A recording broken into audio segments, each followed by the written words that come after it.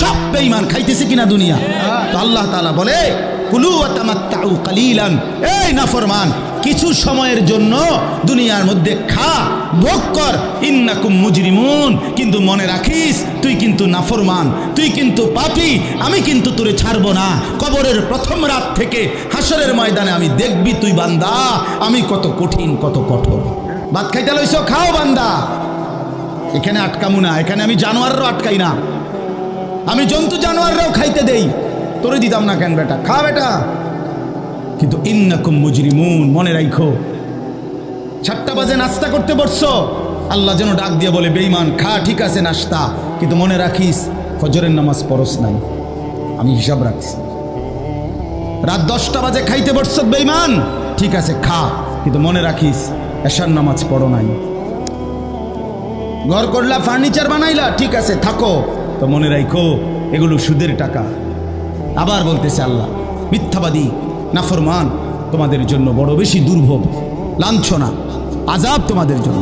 এই ছেলেরা তোমরা সবাই শোনো, আল্লাহ তাআলা আবারও বলতেছে সমস্ত মিথ্যাবাদী নাফরমান তোমাদের জন্য হাসরের ময়দানে কেন লাঞ্ছনা হবে, এর প্রধান কারণ ওয়াইযা কিলা লাহুমুর কাউ লা ইয়ারকাউন, যখনই বলা হতো নামাজ পড়তে, যখনই বলা হতো রুকু করতে, যখনই বলা হতো সেজদা দিতে, লা ইয়ারকাউন, আল্লাহ তাআলা বলেন সে রুকু করে না, সেজদা দেয় না, নামাজ পড়ে না, নামাজ পড়ে না। আল্লাহ বলেন আমি এতবার বললাম, একটা দিনে 5 বার মসজিদে আজান হয়, একটা মহল্লায় শুধু একটা মসজিদ না, এক এক ওয়াক্তে এক একজনের কানে কমপক্ষে 10টা মসজিদ থেকে আজানের আওয়াজ আসে, ঠিক কিনা বলেন? কিরে বান্দা এত শক্ত হইলি কেমনে বান্দা, আমার এত বড় আসমান ও জমিন দিয়া, এত বড় কায়নাত দিয়ে বান্দা আমি তোকে লালন পালন করলাম, বিনিময়ে তুমি একটা সেজদাও দিলা না। 365 দিনে খোদার একটা বছর কোনো দিন ফজরের নামাজ পড়লা না, এ কেমন জিন্দিগি বাপ? এত এত কঠিন মানুষ কেমনে হয়, এত পাষাণ মুসলমান কেমনে হয় বাপ? আমার অনুরোধ রইল রওজোয়ান, নিজেরে বরবাদ করে দিও না বাপ, নিজেরে শেষ করে দিও না, নষ্ট করে দিও না, কষ্ট পাইবা বাপ। একদিন কবরে তোমার 14 গোষ্ঠীর কেউ থাকবে না, একদিন হাসরের ময়দানে তোমার পাশে কেউ থাকবে না, তুমি শুধুই একা। আল্লাহ তাআলা বলছেন বান্দা আমি এত বড় কোরআন নাজিল করলাম, তারপরে আর কি বললে তুমি ঈমান আনতে, আর কেমনে বলতাম আমি? নবীজি জিজ্ঞেস করবে, খোদার কসম নবী জিজ্ঞেস করবে, উম্মত 23টা বছর আমি দিন রাত কাঁদছি রে উম্মত, তুই জানোস না উম্মত আমি তোর জন্য কি পরিমাণ কাঁদছিলাম, সারাটা রাত আমি কেঁদেছি, তায়েফের পাথরের আঘাতে আমার পিঠ ছিদ্র ছিদ্র করে ফেলছে, আমি ক্ষুধার কষ্টে পেটে পাথর ভাঙছি, আমার ঘরের চুলায় আগুন জ্বলে নাই,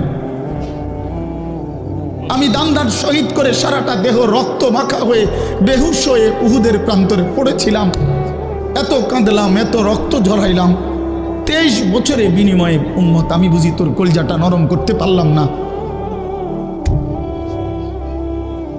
কি বলবেন ভাইয়া? এই ছেলেরা বাপ কি বলবা তোমরা? এই জন্য দোস্ত আমার, বন্ধু আমার, অনেক নওজোয়ান তোমরা, আমার অনুরোধ রইল এতটুকু দিল দিয়া ভাইব, নিজেরে নিয়ে শুধু ভাইব, আর কিছু না করো, নিজেরে ভাইব। রাসূলুল্লাহ সাল্লাল্লাহু আলাইহি সাল্লাম বলছেন, এক সাহাবী একদিন নবীজিকে জিজ্ঞেস করছে, হুযাইফা ইয়া রাসূলুল্লাহ, আমি যদি দ্বীনের উপরে চলতে গিয়ে কখনো এমন হয় যে আমার সাথে কেউ নাই, সবাই আল্লাহর নাফরমানিতে লিপ্ত, আমি শুধু একা, তখন আমি কি করব? আল্লাহ নবী সাল্লাল্লাহু আলাইহি সাল্লাম বললেন, প্রয়োজনে তুমি একটা গাছের গোড়ালি শিকড় কামড়াইয়া ধইরা পড়ে থাকবে একা, তারপরও দিন ছাইরো না, আল্লাহকে ছাইরো না, ইবাদতকে ছেড়ে দিও না। সবাই বলতে যাক, সবাই নষ্ট হয়ে যাক, সবাই চরিত্রহীন হয়ে যাক, তারপরও কমপক্ষে নিজের হেফাজত করো। রাসূলুল্লাহ সাল্লাল্লাহু আলাইহি ওয়াসাল্লাম বলছেন, মানুষের মধ্যে অন্যায়, নাফরমানি, মানুষের মনের চাহিদা, খেয়াল খুশি, খামখেয়ালি, এগুলো যখন বেড়ে যাবে, আল্লাহ নবী সাল্লাল্লাহু আলাইহি সাল্লাম বলছেন শুধু তখন নিজেরে আঁকড়ায় দেবে, ও দাইল আওয়াম, যাও না পারলে মানুষের ছেড়ে দাও যে আমি আর পারলাম না, কিন্তু কমপক্ষে নিজেরে নষ্ট করো, নিজেরে বরবাদ করো, নিজের নামাজটুকু পড়ো, নিজের চরিত্রটা ভালো রাখো, এটা কি জীবন যে আমি বানের পানির মতো স্রোতের মতো ভাইসা গেলাম চরিত্রহীনতায়, অশ্লীলতায়, বেহায়াপনায়, যে আমরা যেন প্রত্যেকেই, বয়স্ক মানুষ যারা আছেন, চাচারা, বাবারা, আপনারাও ভাইবেন, শেষ পর্যন্ত হায়াতের শেষ সময় ইনসাফের সাথে চাচা জিন্দিগির হিসাব মিলায়েন। আল্লাহ তাআলা বলছে, বান্দা তোমাকে বলছি, বান্দা প্রতিদিন হিসাব কইরো, লক্ষ্য করো আজকে তুমি আগামীকাল আখেরাতের জন্য কি পাঠিয়েছো। ধরে নাও আজ তোমার মৃত্যু, তো এরপরে পৃথিবী থাকলে থাকতো আর কি, আমি তো আর নাই। আমি মরে গেলে ভাইয়া পৃথিবী মনে করো আরো অনেক দিন থাকছে, পৃথিবী ধ্বংস হয় নাই, বুঝলাম কিয়ামত আরো 100 কোটি বছর পরেই হোক না, কিন্তু আমি তো আর নাই, আমার হায়াত তো শেষ, আমি তো আর পৃথিবীতে ফিরবো না কোনোদিন। এরপরে পৃথিবীর সবাই যদি চাঁদের দেশেও চলে যায় আমার কি লাভ? এরপরে মানুষ সব যদি স্বর্ণের বাড়িতেও থাকে আমার কি ফায়দা? আমার ফায়দাটা কি ভাই? বাবা বলে সুদের টাকা দিয়া, ঘুষের টাকা দিয়া, হারামের টাকা দিয়ে, আল্লাহর নাফরমানি করে, অবৈধ পন্থায় হারাম রোজগার করে ঘর বাড়ি দিয়ে গেলেন, ছেলে পেলে করে, তো ছেলে পেলে করে দিয়ে গেলেন, কিন্তু আপনি তো থাকতেন না, আপনি তো খুব অল্প সময়ের ব্যবধানে কবরে চলে যাবেন, তো সেই কবরে কেমনে থাকবেন? তো নিজের ঘরকে অরক্ষিত করে, নিজের ঘরে ডাকাত রাইখা আপনি বুঝি আরেকজনের ঘর বাঁচাইতে গেলেন। আপনার ঘরের আগুন লাগছে, আপনি বুঝি আপনার ঘর নিভাইবেন না। এই বোকামি আমাদের বয়স্ক লোকরা করেন। শেষ বয়সে হারাম টাকা, সুদের টাকা দিয়া, অবৈধ টাকা দিয়া, কিস্তিতে টাকা দিয়া ঘর করে দিছে, জমি কিনে দিছে, বাজারে ভিট লইয়া দিছে, দোকান নিয়ে দিছে, বিদেশ পাঠাইয়া দিছে, বাপ হিসাবে 12 লাখ টাকা সুদে নিছে, কিস্তিতে নিছে। হায় মুসলমান, কি করলেন? ওই বিদেশ যাইতে যাইতে যদি আপনি মরে যান, এরপরে এই টাকা, এই হারামের টাকা দিয়ে আপনার কবর কি হবে? তো নিজের ঘর, নিজের কবর বরবাদ করে দিলেন কেন চাচা? এই জন্য দয়া করে বয়স্ক চাচা আপনাদেরকেও বলি, নিজের উপরে রহম করেন। 60 বছর বয়স, এখনো বিড়ি সিগারেট খান, তো ছাড়বেন কোন দিন? 60 বছর বয়স, এখনো চা দোকানে বসে বসে রঙিন টেলিভিশনে নাচ গান দেখেন, তো ছেড়ে দিবেন কোন দিন চাচা? হ্যাঁ, আপনি মরবেন কোন দিন? কবরে যাবেন কোন দিন? এখনো সময় হয় নাই? আখিরাতের কথা মনে পড়বার টাইম আজও হয় নাই? 60 বছরও কবরের কথা মনে পড়লো না? আহা, কি পাষাণ মানুষ! মুসলমান এত শক্ত হয় কেন?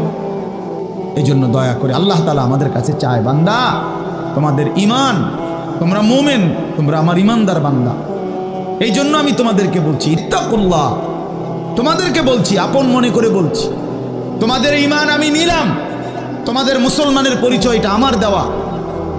আমি যদি মুসলমান মায়ের ঘরে জন্ম না দিতাম, তো পৃথিবীর কোনো শক্তি তোমারে ঈমানদারের ঘরে জন্ম দিতে পারতো না।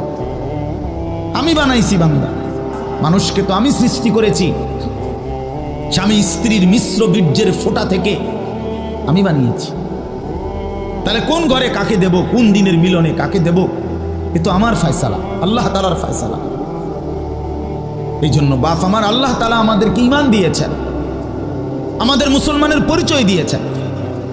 আমি 72 বছর বয়স, এমন বয়স্ক লোক, উনি হিন্দু, ওনারে আমি কালেমার দাওয়াত দিছিলাম 2.5 ঘন্টা, 3 জন আলেম নিয়া 2.5 ঘন্টা আমি ওনারে বুঝাইছি। ওনার 2 ছেলে মুসলমান হয়ে গেছে, মুসলমান বড় হয়ে গেছে, ওরা বাচ্চা কাচ্চা নিয়ে সংসার, কিন্তু ওই চাচা 72 বছর বয়স। আমি নিজে অজরে কাঁদছি বেচারার সামনে, ওই চাচার সামনে চোখের পানি ফেলে কাঁদছি। আমরা 3 জন মাওলানা কাঁদছি ওনার সামনে, যে চাচা আপনার 2টা ছেলে মুসলমান, আপনি কালেমাটা একটাবার পড়েন, আপনি জাহান্নামের আগুন থেকে বাইচা যাবেন। উনি বলতেছেন আমি এটা পড়ব না, পড়ে নাই, একবারও বলে না। তখন আমি আমার সাথীদেরকে বললাম, দেখেন 72 বছর জীবনের চলে গেছে, এই লোকটার জবান দিয়া কোনোদিন তার মালিকের নাম উচ্চারণ হয় না। আর অথচ আমরা সেই ছোট্টবেলায় 2 বছর বয়সে মায়ের কাছ থেকে যখন কথা বলা শুরু হয়েছে আমাদের, মার মাধ্যমে, বাবার মাধ্যমে, ছোটবেলায় মক্তবের হুজুরের মাধ্যমে থেকে শুরু করে আজকে পর্যন্ত কত লক্ষবার, কত হাজারবার এই কালেমা আমরা আল্লাহ তাআলা আমাদেরকে উচ্চারণের তৌফিক দান করছে। এই নিয়ামতের কি শুকরবার? আল্লাহ তাআলার এই দয়াটার শুকরিয়া কি করবেন? আল্লাহ যে আমারে মুসলমানের ঘরে জন্ম দিছে। আমি যদি কোনোদিন কালেমা না চিনতাম, আমি যদি কোনোদিন ইমানদারের ঘরে না হতাম, আমার জবান দিয়ে মৃত্যু পর্যন্ত যদি কোনোদিন কালেমা লা ইলাহা ইল্লাল্লাহ উচ্চারণ না হতো, তো আমার মৃত্যু হলে কি পরিণতি হতো? চির জাহান্নাম।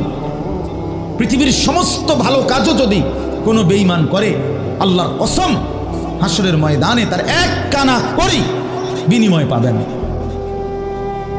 পৃথিবীর সবগুলো ভালো কাজও যদি করে।